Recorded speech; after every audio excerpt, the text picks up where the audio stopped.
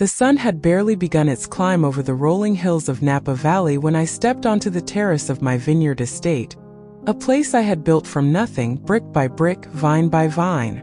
The air was crisp, carrying the scent of ripe grapes and earth that had been tilled with sweat and hope. My hands rested lightly on the wrought iron railing, tracing the familiar curves of the design that had been custom-made decades ago, a symbol of the life I had painstakingly crafted. It should have been a moment of peace, a reward for years of tireless labor, but instead my chest felt heavy with unease, a shadow I could not shake.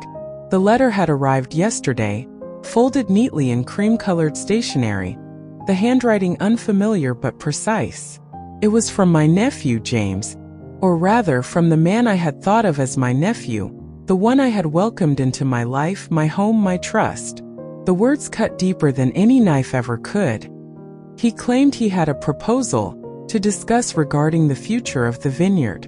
I had been naive enough to invite him for dinner, to listen, to believe in the family bond that I had always cherished, even when it had often been strained. I remember the moment he walked into the oak-paneled dining room, his polished shoes making the faintest click against the aged hardwood floor. The chandelier above threw warm light across the room, illuminating the polished silverware, the crystal glasses, the plates stacked neatly with a care that I had taught my staff over the years. He smiled at me, a practiced smile, the kind that never reached his eyes, and my heart foolishly ached with fondness. "Aunt Margaret," he said, his voice smooth, almost rehearsed. "It's good to see you." I nodded, forcing my own smile, a fragile mask over the growing pit of dread in my stomach. I could feel it then, the first tremors of betrayal that would shake the foundation of everything I had worked for. "There's more I haven't told you yet." We dined quietly at first, discussing minor things. The harvest, the weather, the upcoming local wine festival in Sonoma County. He laughed at my anecdotes with perfect timing, nodding in all the right places. But as dessert was cleared and the soft strains of jazz from the cafe in town drifted faintly through the open windows, he leaned forward, his hands resting casually on the table. "I've been thinking about the future of the vineyard," he began. "About the legacy you've built. It's incredible, Aunt Margaret. Truly. But perhaps it's time to consider new management. Someone who can take it to the next level." I froze, the words hanging in the air like smoke. "What do you mean?" I asked cautiously, trying to maintain calm.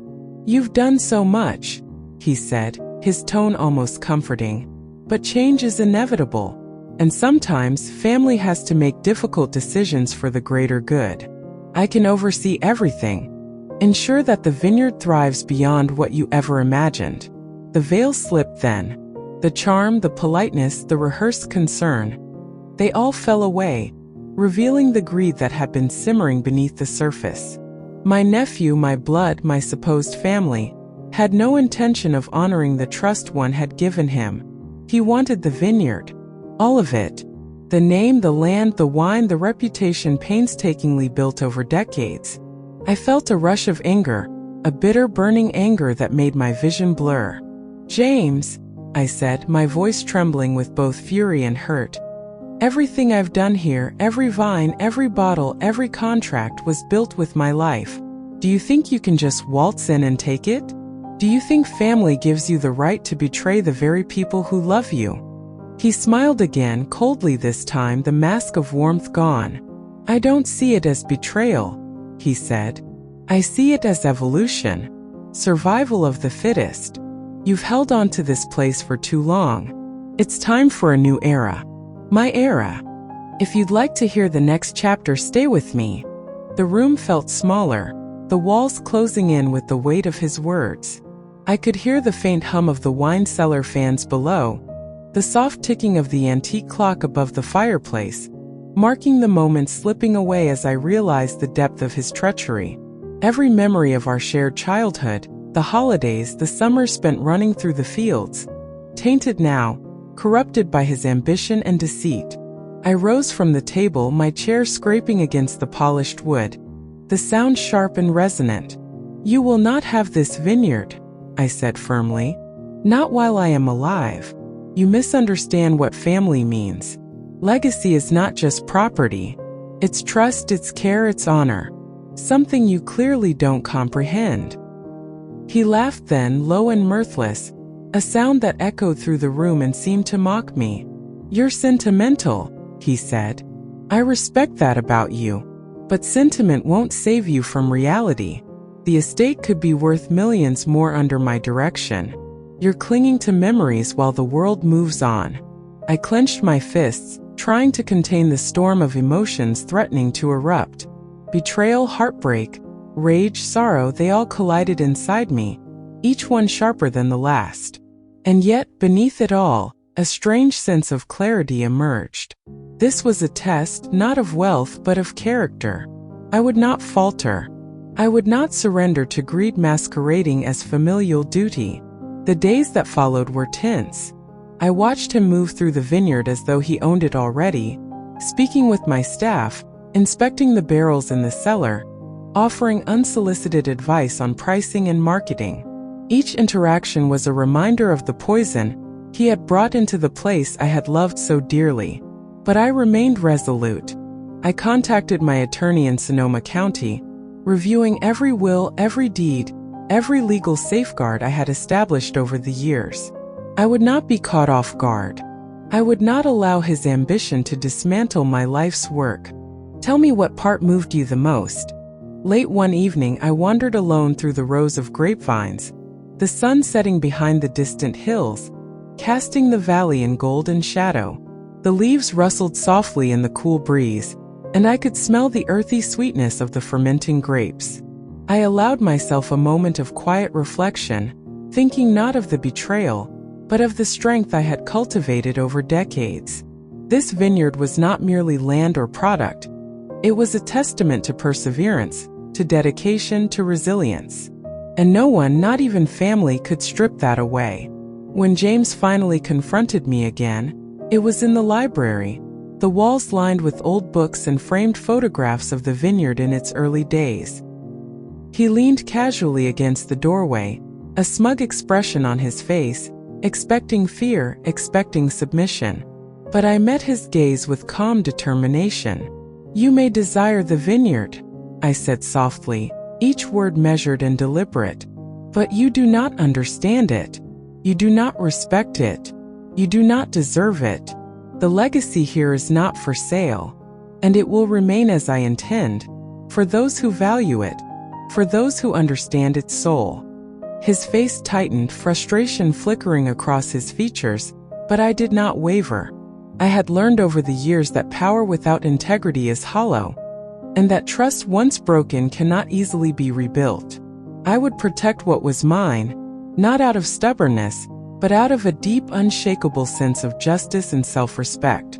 In the weeks that followed, he withdrew, realizing that manipulation and charm alone would not succeed. I saw him less and less, his visits dwindling to nothing, leaving the estate in the peace it had deserved.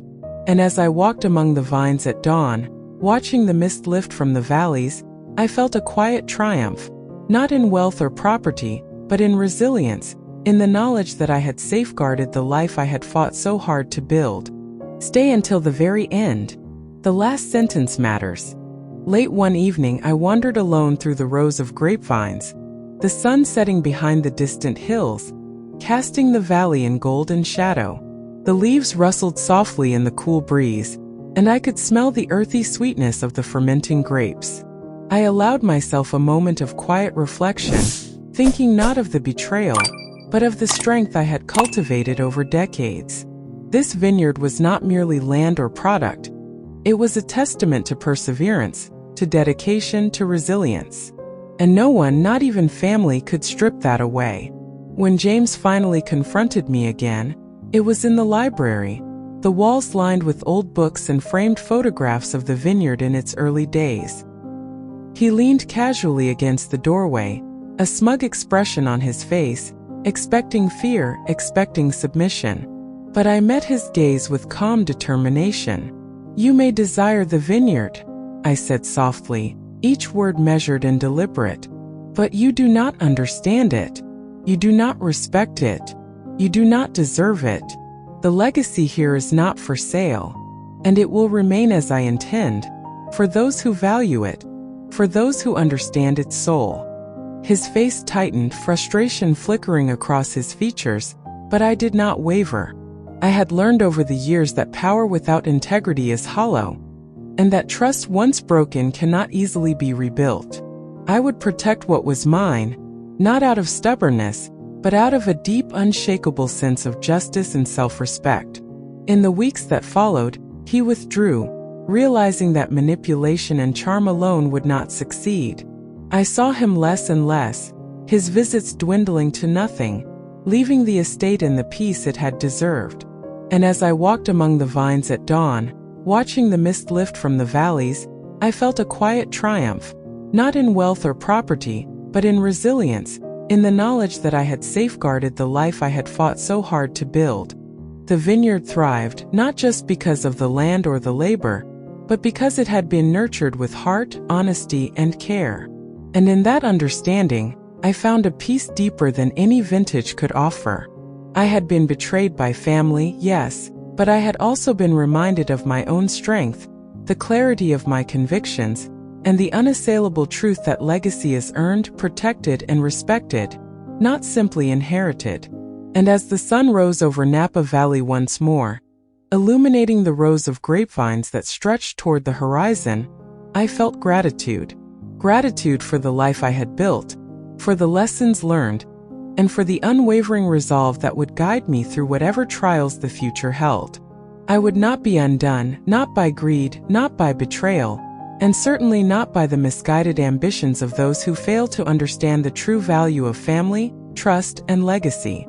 The estate, my life's work, stood as a testament to endurance, a quiet monument to the belief that some things are worth fighting for. Not for money, not for prestige, but for the integrity that defines us, and the love that shapes our lives. And in that knowledge, I smiled, finally free from doubt, free from fear, and certain in the enduring truth that what is built with heart cannot easily be destroyed.